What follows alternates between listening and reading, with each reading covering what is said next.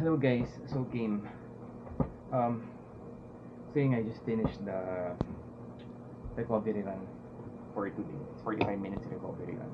And like I mentioned earlier, I will be adapting the run walk method wherein I walk for a minute and then I run for a minute, rinse and repeat for 45 minutes. Actually hindi ko alam I feel okay. Pero alam ko na hindi ito yung feeling ko sa zone 2. Actually, si Garmin, kinakount siya as a... Wait lang.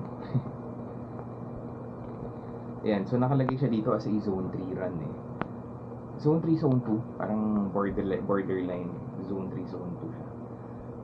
Pero I feel okay. Ewan ko siguro tomorrow malalaman ko if may sakit yung katawan ko or anything.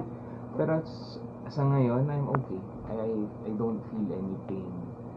I don't feel super tired. I know that it is harder compared to talagang minomonitor ko on zone 2. Pero I feel okay. I feel okay talaga.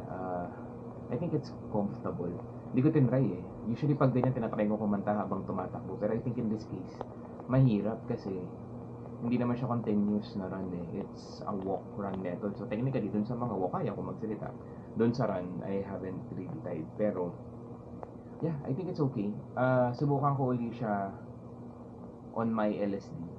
Sa tingin ko dun sa LSD, baka makita ko yung difference. Baka medyo mahirapan ako. Pero sa ngayon, since I'm trying to have less dependency on Garmin on my HR monitor, I would try the run walk method muna for the LSD. So yun lang. Peace.